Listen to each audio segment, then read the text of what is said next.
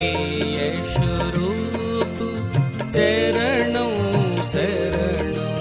जय सद्गुरुदेव जय पद शरणों। श्री यशरूप चरणों शरणों। जय सद्गुरुदेव जय पद शरणं। श्री यशरूप चरणों शरणं। जय सद्गुरुदेव जय पद शरणं। श्री यशरूप चरणों शरणं।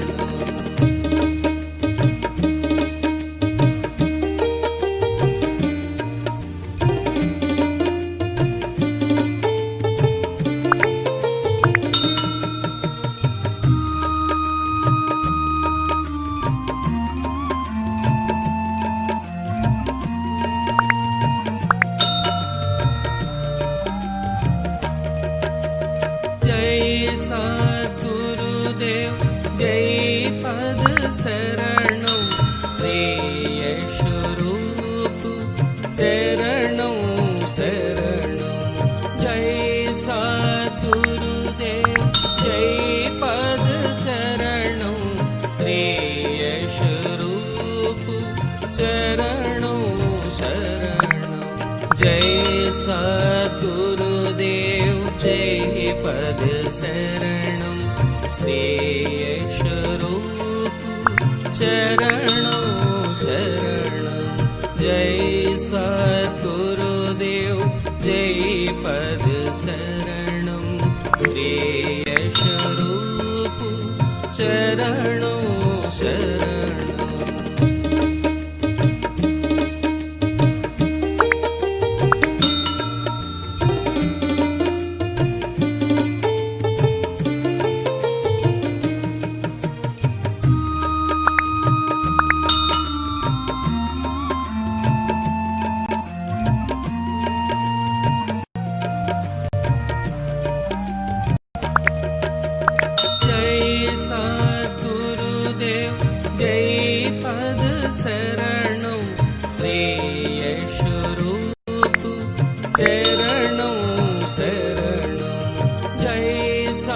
सद्गुरुदेव जय पद शरणं। श्री यशरूप चरणों शरणं।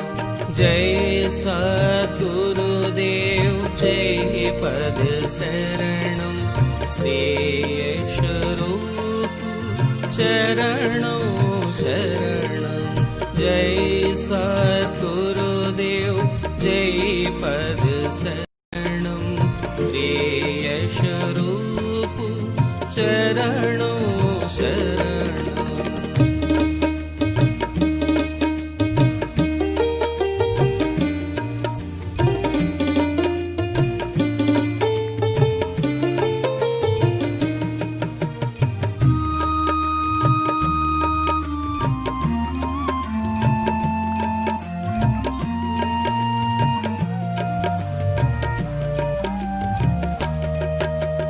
जय सद्गुरुदेव जय पद शरणं। श्री यशरूप चरणों शरणं। सद्गुरुदेव जय पद शरणं।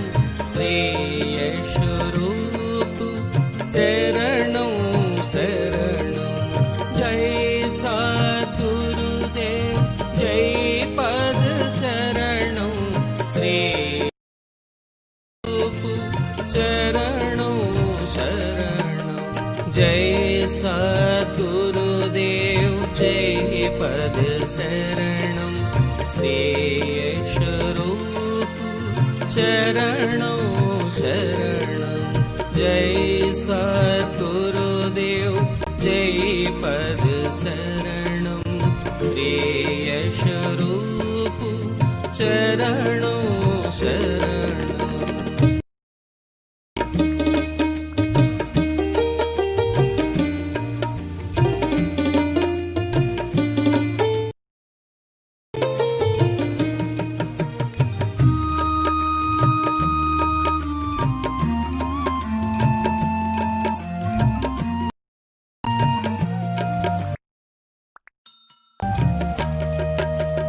जय सद्गुरुदेव जय पद शरण शरणों शरणों जय सद्गुरुदेव जय पद शरणों श्री यश रूप चरणों शरणों जय सद्गुरुदेव जय शरणं श्री यश रूप चरणों गुरुदेव जय शरणं श्री यश रूप चरणों शरणों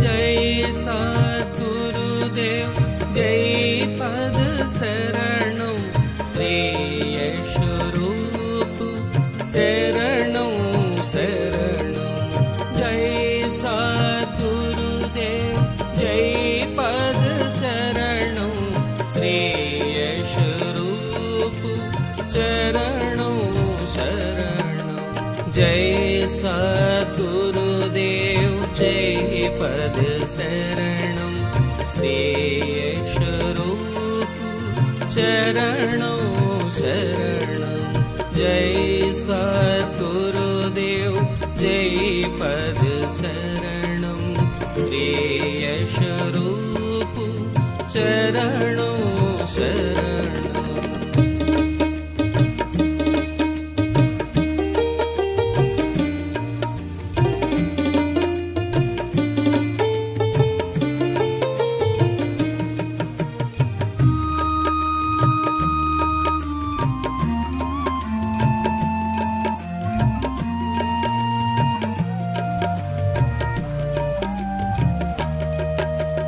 जय सद्गुरुदेव जय पद शरणों श्री यश रूप चरणों शरणों जय सद्गुरुदेव जय पद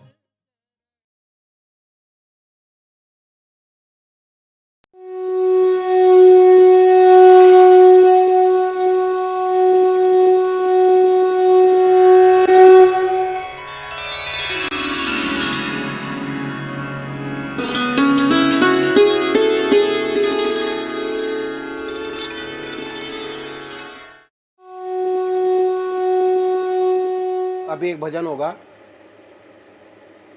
और भजन के साथ साथ सभी भाई बहन अपने अपने इष्ट का ध्यान करेंगे। ध्यान कैसे करें?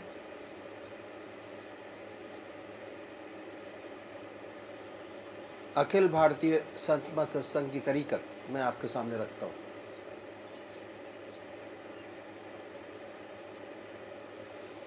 सबसे पहले निश्चित कीजिए कि परमात्मा की कौन सी मूर्त, कौन सी सूरत, कौन सी शक्ल आपको सबसे ज़्यादा प्यारी लगती है। मूर्ति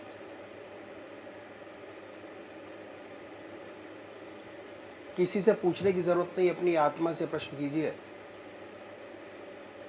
कि भगवान का वो स्वरूप जो आपको सबसे ज़्यादा प्यारा लगता है उसको चुनें।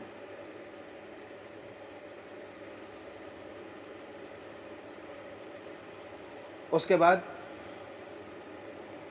किस नाम से आप उनको याद करेंगे उसको भी चुने। मंत्र तो क्या हुआ, दो चीज आपने चुनी, एक अपना इष्ट देव और एक मंत्र। उसके बाद पूजा के स्थान पर जाइए, जिस स्थान पर बैठे हैं, जिस आसन पर बैठे हैं, उसी आसन पर बैठें। बड़े प्यार से धूप बत्ती अगरबत्ती जलाएं। बड़े आराम से बैठिए और बैठने के बाद ये महसूस कीजिए कि आपका इष्ट शरीर आपके सामने विद्यमान है।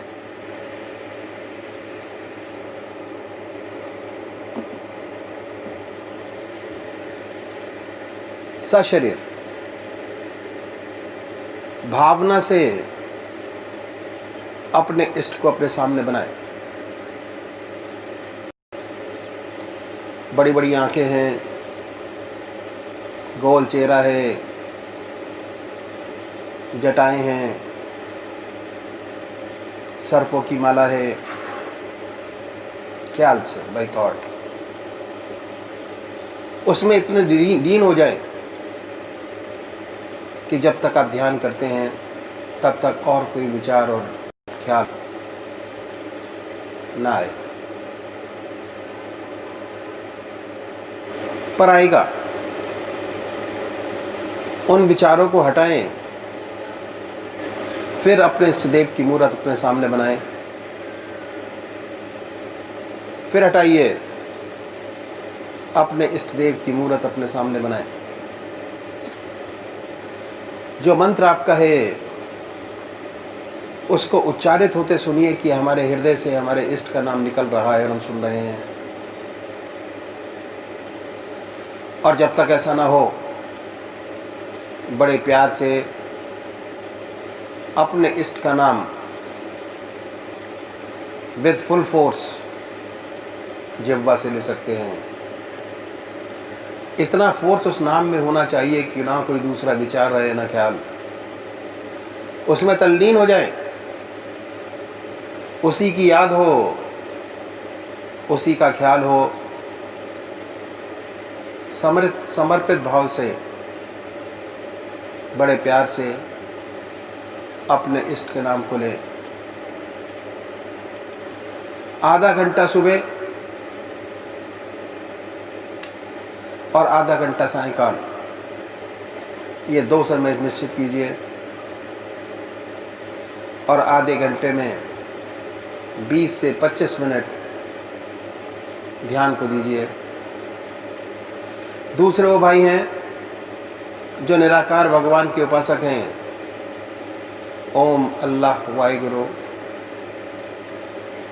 क्राइस्ट गॉड, वो क्या करें, वो कैसे ध्यान करें।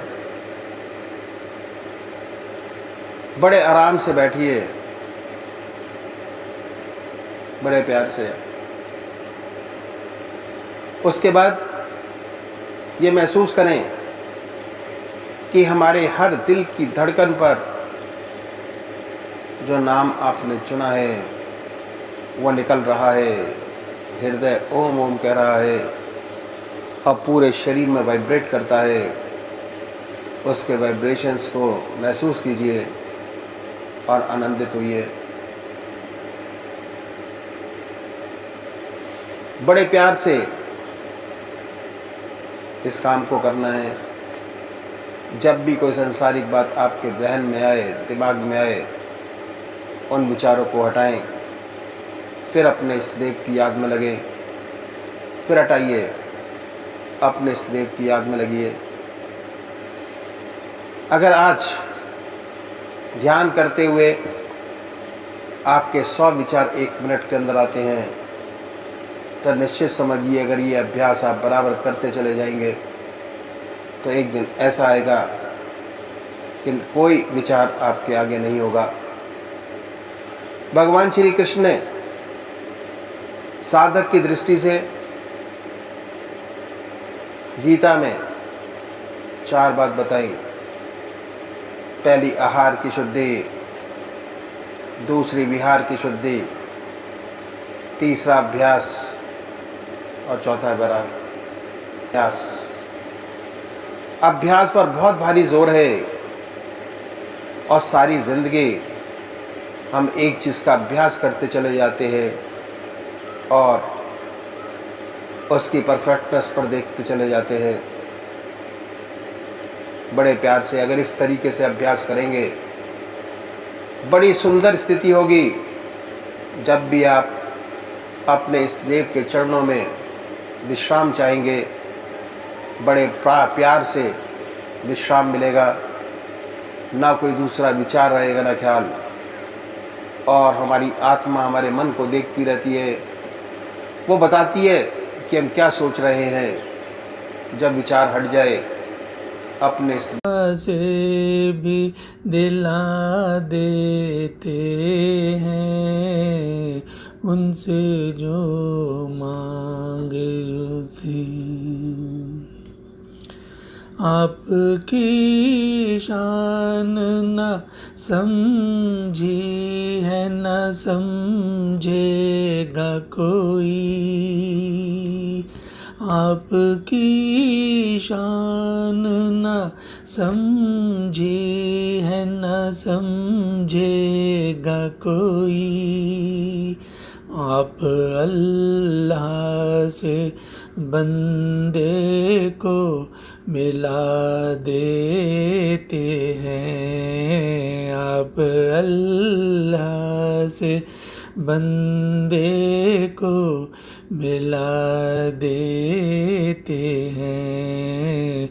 उनसे जो मांगे उसे हद से सिवा देते हैं। खुद भी देते हैं, खुदा से भी दिला देते हैं। उनसे जो मांगे उसे। उनका तालिब जो हुआ, उनसे लगी लौ जिसकी। उनका तालिब जो हुआ, उनसे लगी लौ जिसकी। उसकी बिगड़ी हुई हर बात बना देते हैं। उसकी बिगड़ी हुई हर बात बना देते हैं। उनसे जो मांगे उसे हद से सिवा देते हैं।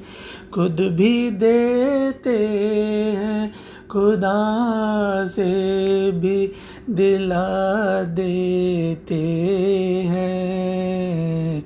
उनसे जो मांगे उसे। जब भटकता है मदीने का मुसाफिर कोई। जब भटकता है मदीने का मुसाफिर कोई। खुद आकर उसे मंजिल का पता देते हैं। खुद आकर उसे मंजिल का पता देते हैं। उनसे जो मांगे उसे हद से सिवा देते हैं।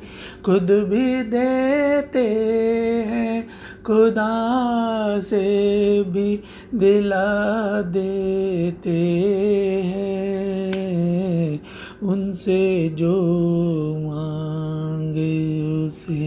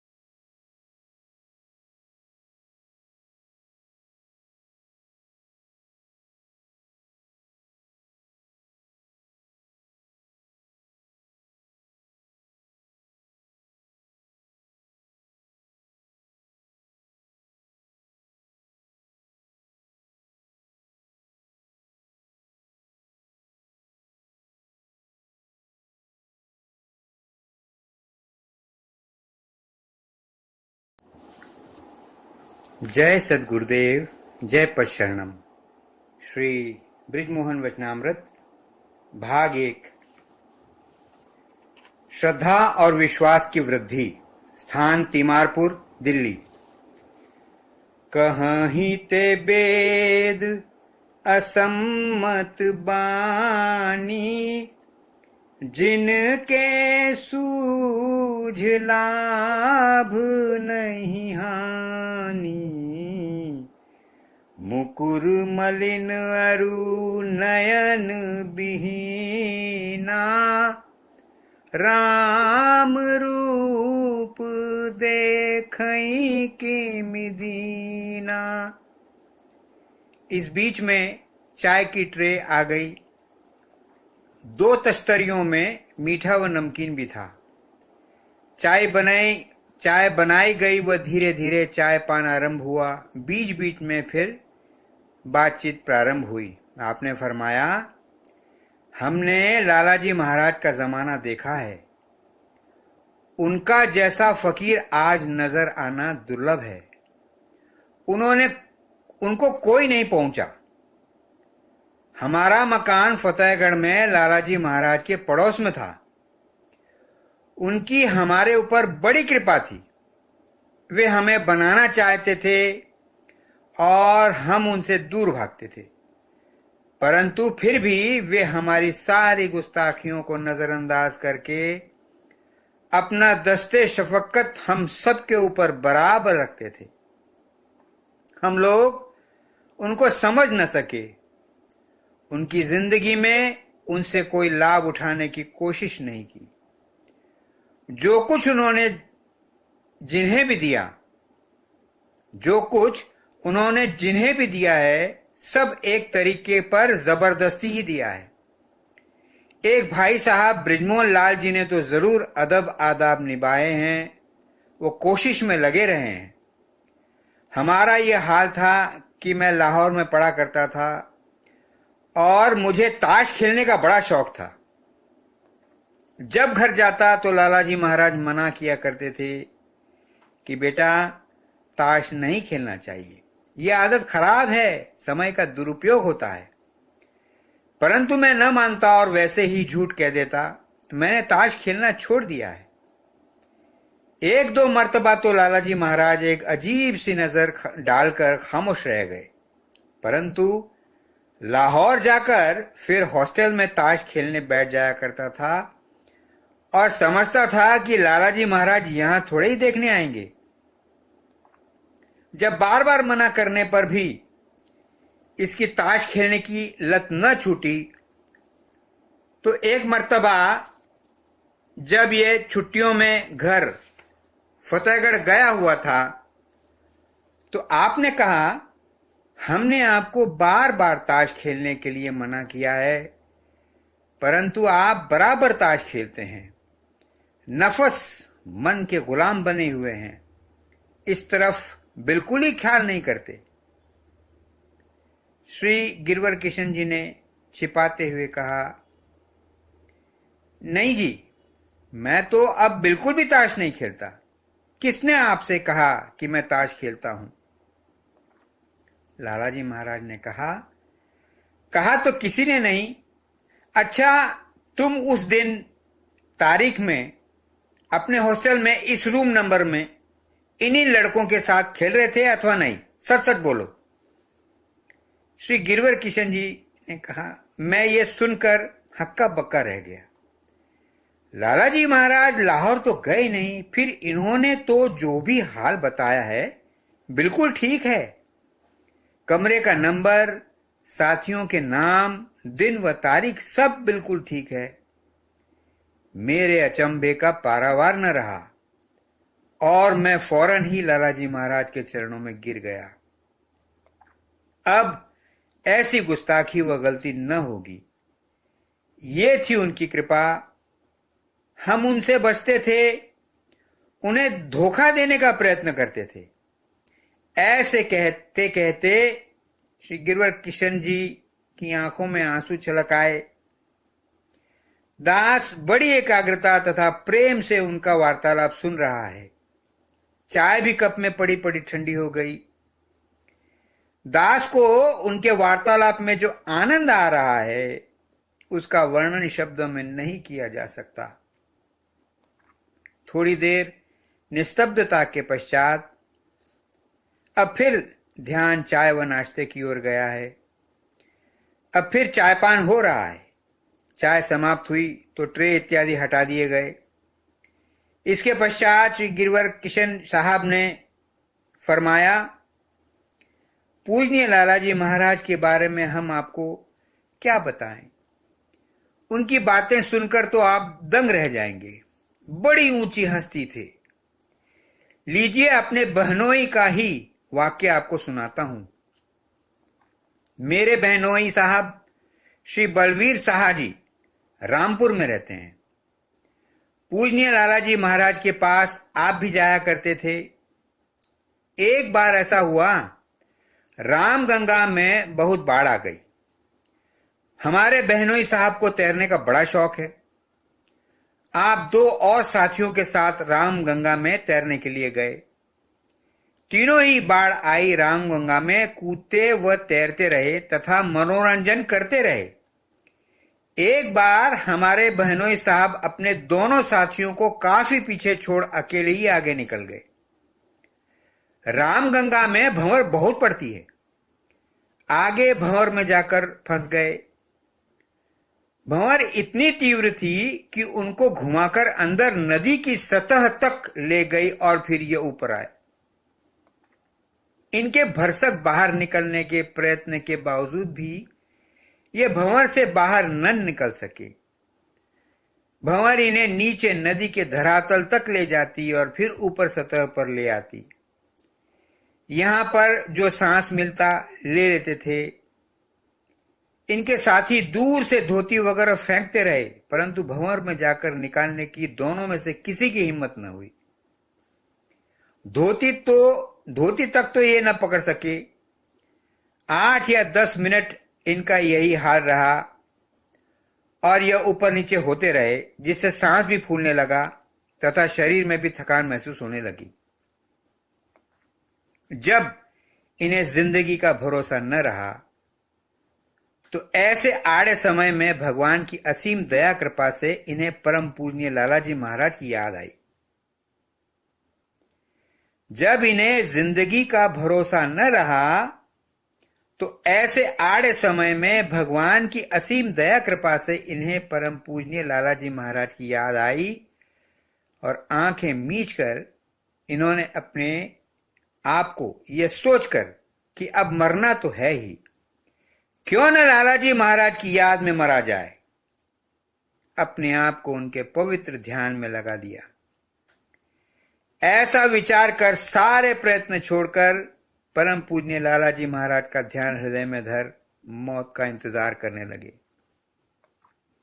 कहा जाता है कि इतने में ही एक लड़का जिसकी उम्र 12 या 14 वर्ष से अधिक न होगी, रामगंगा के दूसरे किनारे से दरिया में कूदा और तैरकर इस भंवर तक आया।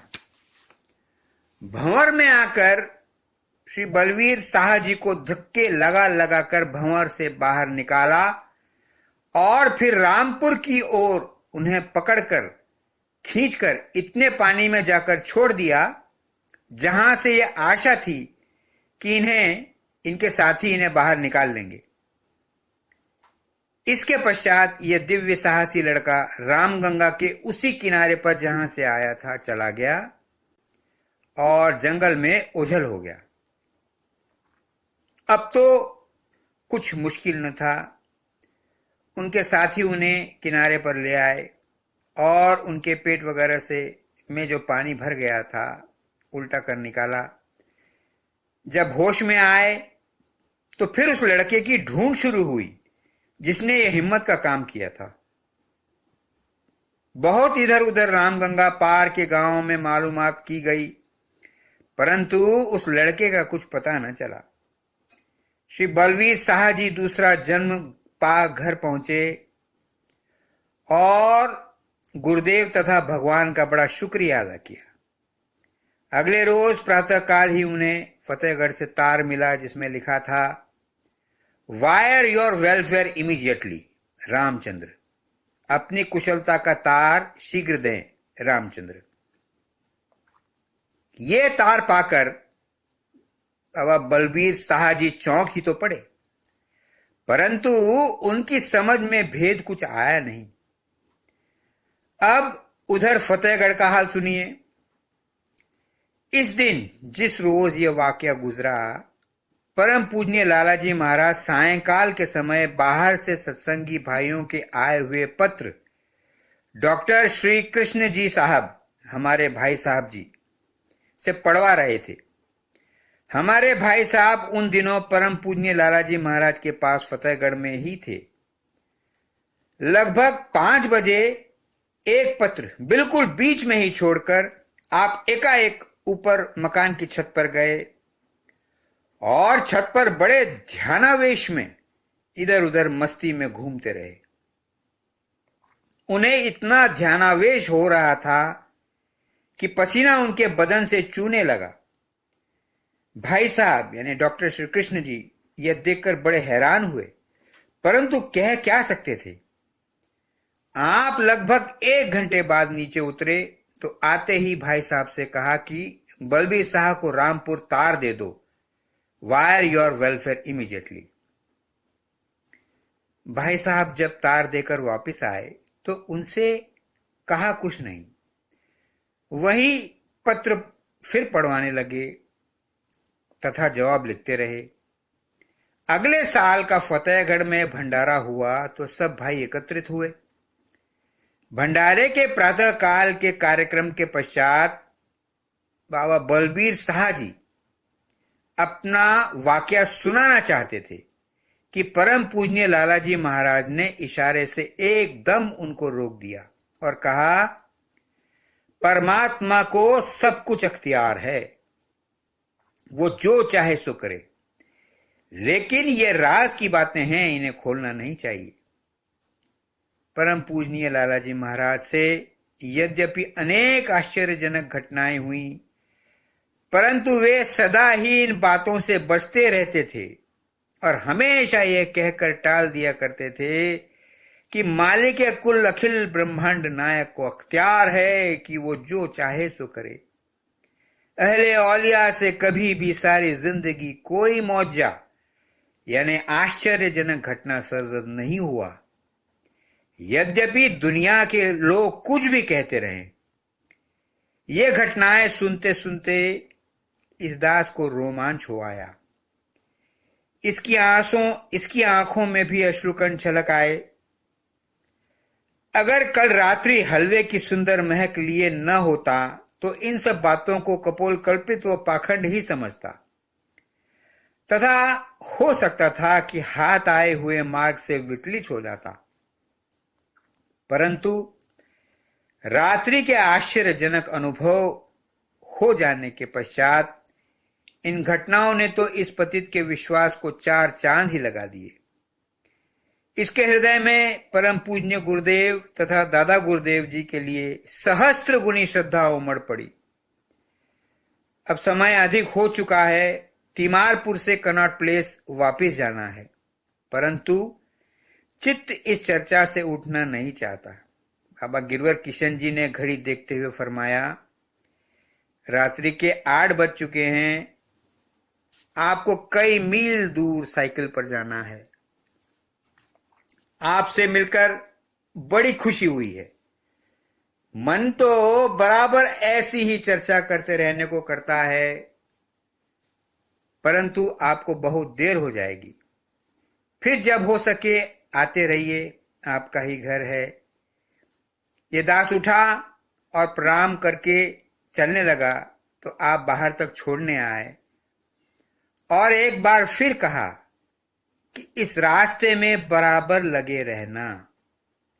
बड़ी अच्छी उम्र में इस ओर लग गए हो, वरना इस उम्र में तो इस ओर ध्यान मुश्किल से जाता है। परमात्मा का शुक्र है, वरना इस ओर जब ध्यान जाता है तब आदमी अपनी असली उम्र गंवा चुका होता है और बेकार हो चुका होता है। परम पूजनीय लाला जी महाराज फरमाया करते थे कि केवल 45 वर्ष की आयु तक ही मनुष्य में इतना शारीरिक व मानसिक बल रहता है कि वह अपने जीवन में परिवर्तन ला सके। परम पूज्य लाला जी महाराज फरमाया करते थे कि केवल 45 वर्ष की आयु तक ही मनुष्य में इतना शारीरिक व मानसिक बल रहता है कि वह अपने जीवन में परिवर्तन ला सके, वरना 45 साल के बाद मनुष्य की आदतें इस कदर मजबूत हो जाती हैं कि वो छुड़ाए नहीं छूटती। हम तो अपने पैरों पर आप कुल्हाड़ी मारे बैठे हैं कि ऐसा सुंदर अवसर पाने पर भी चूक गए और अब भी बराबर चूक में लगे हुए हैं, परंतु आपसे कहते हैं कि आप इस अवसर को गनीमत समझें तथा सच्चे दिल से इस राह में लगे रहें। दास ने कहा कि आप बुजुर्गों का आशीर्वाद चाहिए और आदर से प्रणाम कर साइकिल पर सवार हो घर की ओर वापस चल दिया। बाहर आकर महसूस हुआ कि ध्यान की एक विशेष तीव्र हालत बराबर तारी है और उसी की धुन में ये साइकिल चला रहा था और इससे अधिक होश और इसे कुछ न था। लगभग 10 बजे रात्रि में घर पहुंचा तो घर पहुंचते पहुंचते ये बेहोशी में साइकिल से गिर पड़ा। साइकिल बाहर छोड़कर फिर संभला और कमरे में अंदर गया तो देखा इसका बिस्तर पटले पर लगा हुआ था और यह जाकर उस पर आंख मीचकर बैठ गया। परमात्मा तू ही है, तेरी इच्छा पूरी।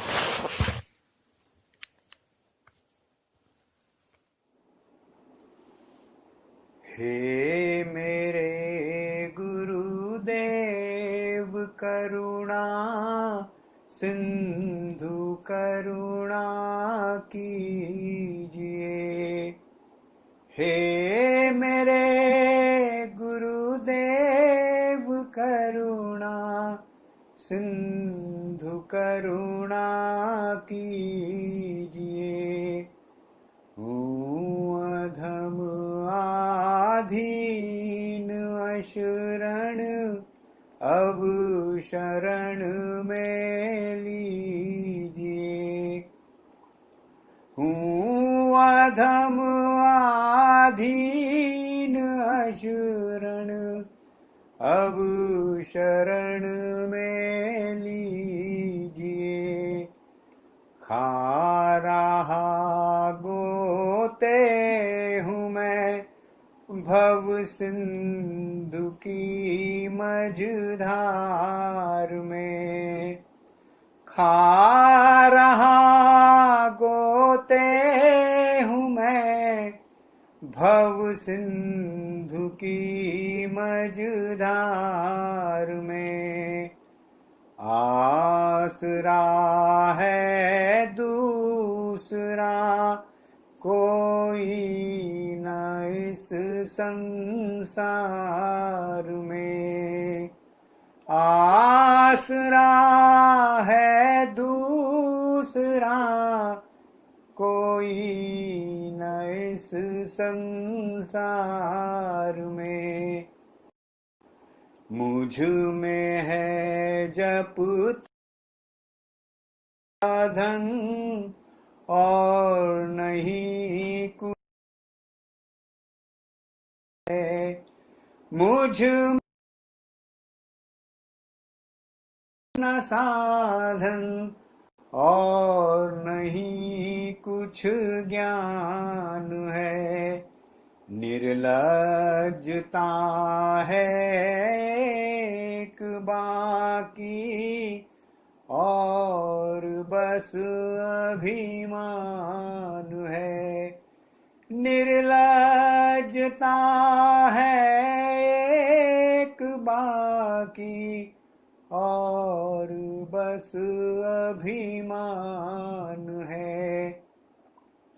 पाप बोझों से लदी नैया भंवर में जा रही।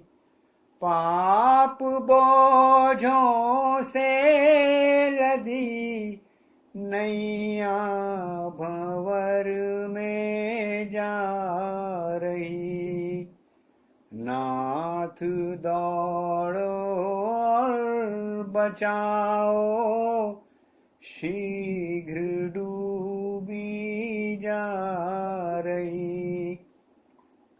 नाथ दौड़ो और बचाओ, शीघ्र डूबी जा रही। आप भी यदि छोड़ देंगे फिर कहाँ जाऊंगा मैं। आप भी यदि छोड़ देंगे फिर कहाँ जाऊंगा मैं। जन्म दुख से नाव कैसे पार कर पाऊंगा मैं। जन्म दुख से नाव कैसे पार कर पाऊंगा मैं। सब जगह मैंने भटक कर ली शरण प्रभु आपकी। सब जगह मैंने भटक कर ली शरण प्रभु आपकी। पार करना या न करना दोनों मर्जी आपकी। पार करना या न करना दोनों मर्जी आपकी। हे मेरे गुरुदेव करुणा सिंधु करुणा कीजिए। हूँ अधम आधीन अशरण अब शरण में लीजिए। हे मेरे गुरुदेव करुणा सिंधु करुणा कीजिए। परमात्मा तू ही है, तेरी इच्छा पूर्ण हो।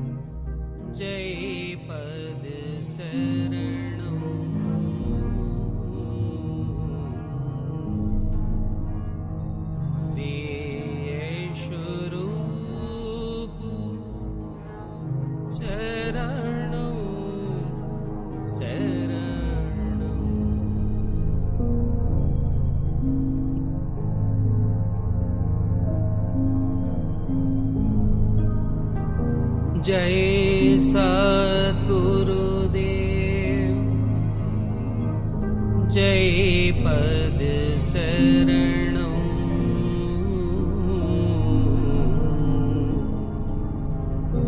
श्री स्वरूप चरणं शरणं जय सद्गुरुदेव जय पद शरणं